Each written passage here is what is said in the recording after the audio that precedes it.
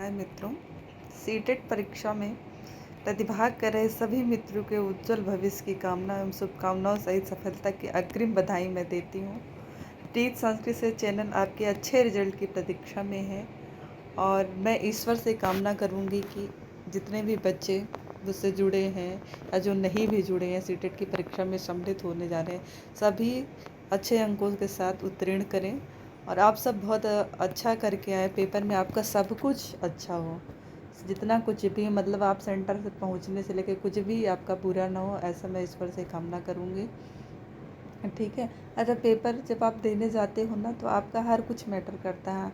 आप कभी कभी देखिए आपको रास्ते में कुछ दिक्कत हो जाती है या कभी सेंटर में कुछ ऐसा हो जाता है, तो मैं ईश्वर से प्रार्थना करती हूँ कि आपको किसी भी प्रकार की कोई समस्या पेपर के दौरान ना हो और आप अच्छे अंकों के साथ अच्छे माइंड से अपने रिजल्ट को, अपने क्वेश्चन पेपर को सॉल्व करके आएँ और अच्छे अंकों को प्राप्त करें। अब कुछ बातें हम आप लोगों तक पहुंचाना चाहते हैं जो मैंने अपने मतलब जब भी मैंने प्रतिभाग किया परीक्षा में, तो जो चीज़ मैंने अनुभव किया मैं आपको अपना अनुभव शेयर करती हूँ। तो सबसे पहले तो आप एक चीज़ मानिए कि जब आप पेपर देने जा रहे हैं तो एक दिन पहले यानी कि आज शाम से जो जितना कुछ भी पढ़ना है, सोने से पहले जो भी आपको लगता है कि हाँ हमें एक बना के रखता रखता है ना इंसान कि हाँ ये हमें पेपर देने से पहले एक बार देखना है। कुछ चीज़ें थोड़ा टफ होती हैं तो वो क्या होता है कि जब हम देने के एक दो दिन पहले दोहराते हैं ताकि वो हमें याद रहे, जल्दी जल्दी जो चीज़ें भूल जाती हैं। तो ऐसी चीज़ों को छोड़ करके आप सोने से पहले ऐसी चीज़ों को भी एक बार दोहरा लें, रिवीजन कर लें उनका, और सोने के बाद एकदम आप रिलैक्स होकर हल्का खाना खाइए, सुपाच्य खाना खाइए जिससे पेट वगैरह, क्योंकि गर्मी का टाइम है, कुछ दिक्कत ना हो।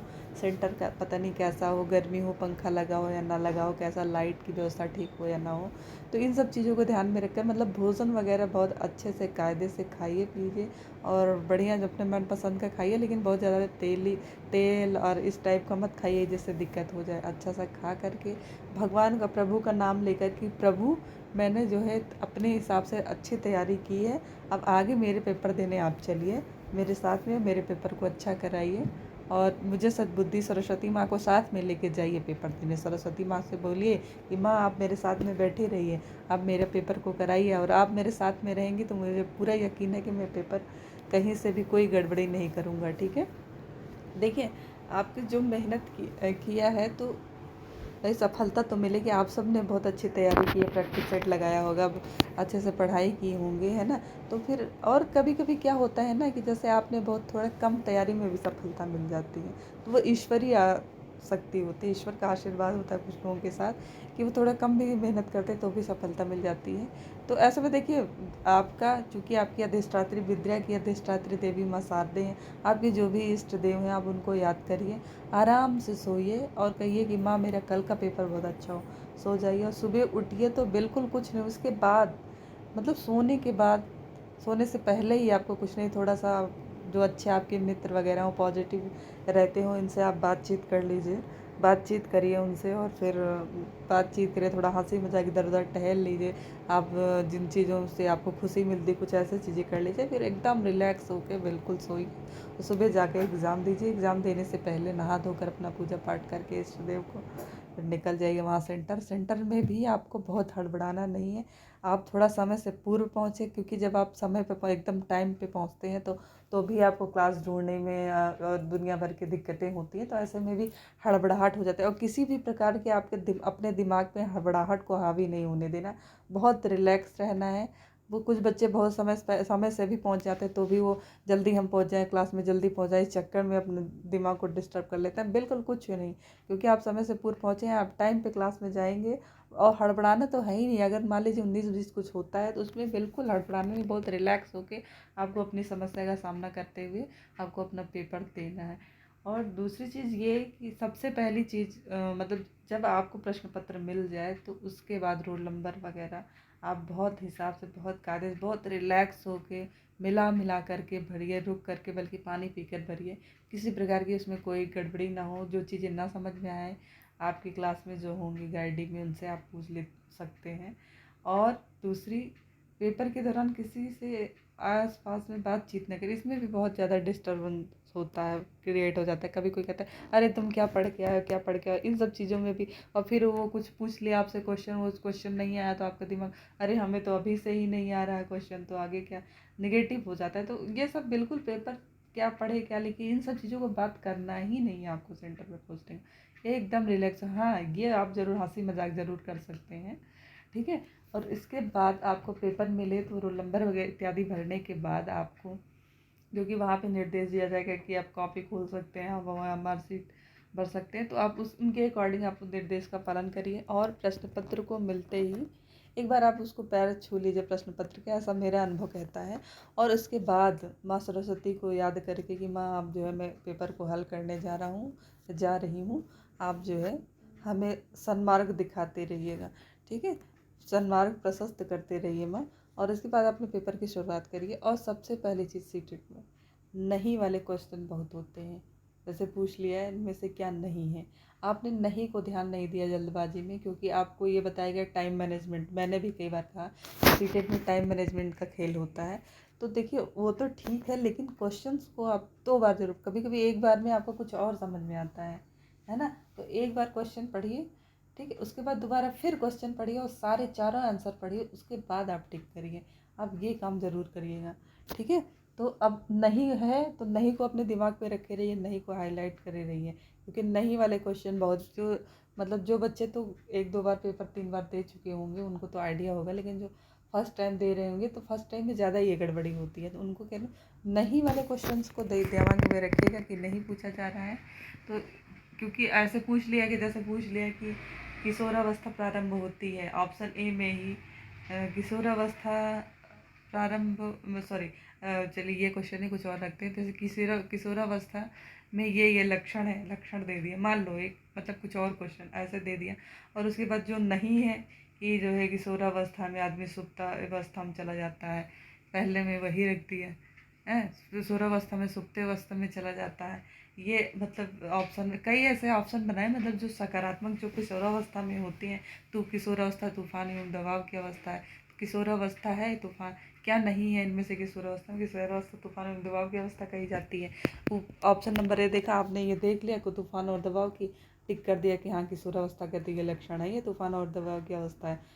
बस फर्स्ट नंबर टिक करो खट से। और गोला भी भर दिया। फिर क्या होता है, कभी कभी गोला भरने पर ही आपका नहीं पर दिमाग चला जाता है।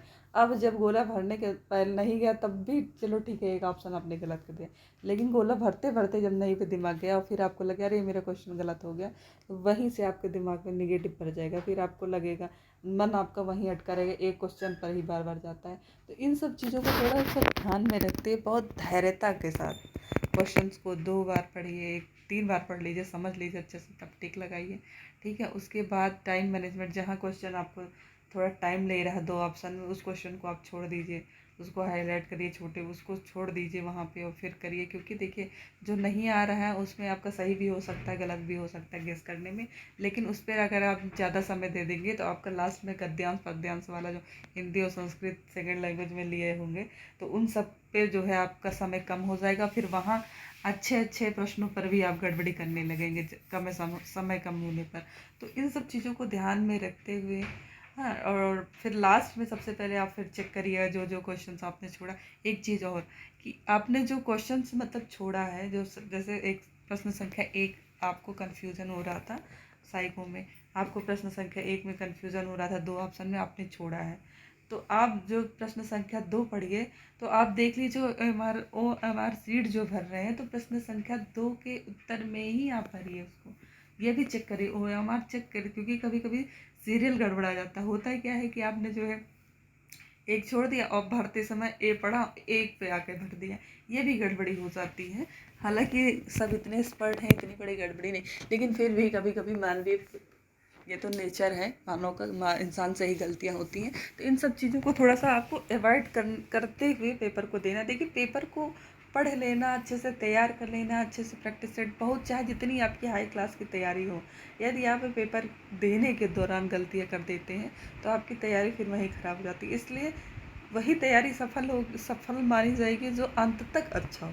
अब बहुत बढ़िया, कभी कई बार देखा होगा क्लास में, अरे बहुत अच्छा था लेकिन पेपर उसका पता नहीं कैसे हुआ कि नहीं नंबर कम आ गई है। तो इन सब यही सब गड़बड़ियाँ होती हैं।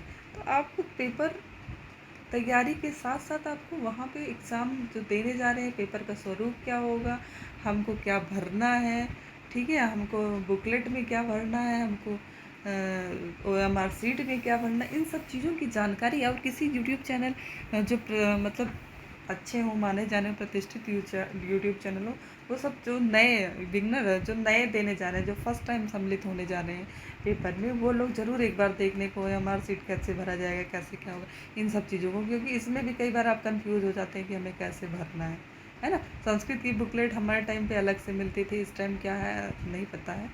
तो मतलब हर चीज़ को थोड़ा सा ये लोग अपडेट रहते हैं, जो बड़े चैनल, जो प्रतिष्ठित चैनल वाले हैं, तो ये आपको पूरी जानकारी दे देंगे कि स्वरूप कैसा होगा, फिर ये जो है मतलब कैसे भरेंगे आप। इन सब चीज़ों को ज़रूर एक बार देख के जाइएगा। और सबसे लास्ट चीज़, आप अपने से बड़ों का, अपने जो इष्ट देवी देवता सभी का आशीर्वाद लेते हुए फिर आप प्रस्थान करिएगा। और मेरी आप सभी के साथ शुभकामना है, संपूर्ण रूप से मेरी शुभकामना है कि आप सभी सफल होंगे, अवश्य सफल होंगे, ऐसा मेरा दावा है। जो भी मेरे इस वीडियो को देख रहे होंगे सभी अभ्यर्थी, और आपका पेपर कैसा हुआ, प्लीज़ पेपर देने के बाद कमेंट बॉक्स में कमेंट अवश्य करिएगा कि आपका पेपर कैसा हुआ। इससे मेरा भी जो है थोड़ा सा लगेगा कि आप कुछ मेरी चीज़ों को, मतलब मेरे द्वारा बताई गई कुछ चीज़ें आपको समझ में आई, और फिर थोड़ा सा हमें भी अच्छा लगेगा यदि आप अपनी बात को हमारे चैनल पर शेयर करेंगे और हमारे वीडियोस पर कमेंट करके बताएंगे कि हाँ मेरा पेपर कैसा गया, कितना स्कोर आ रहा है। संस्कृत खासतौर पे वो बच्चे जो संस्कृत से पढ़े हैं हमसे, और उनका संस्कृत में कितना सही गया। देखिए संस्कृत में जो हमने आपको 15-16 प्रैक्टिस सेट करा है, वो मैंने डायरेक्ट क्वेश्चन किए थे।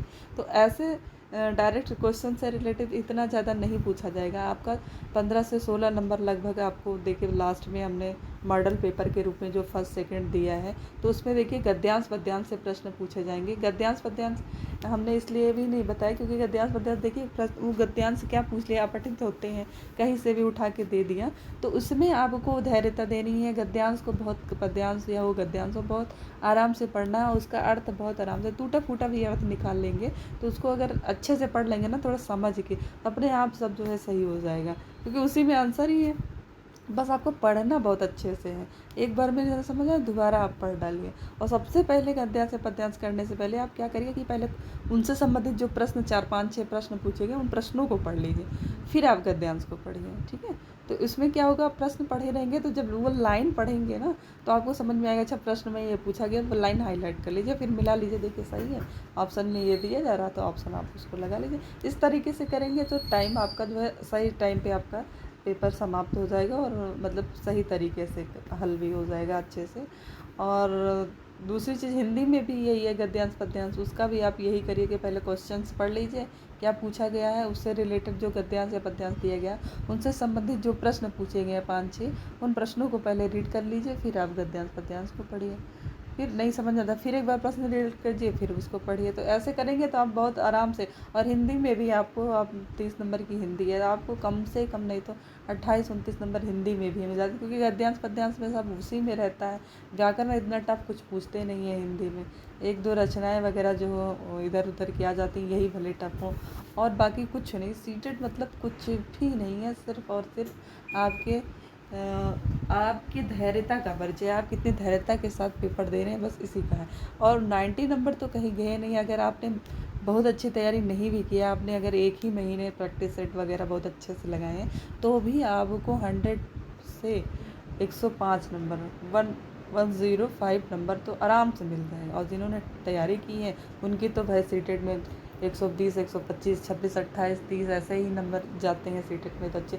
और हाँ, साइको में भी 30 में 30 पूरे नंबर मिल जाते हैं, हिंदी में भी मिल जाते हैं, लेकिन रेयर रहता है।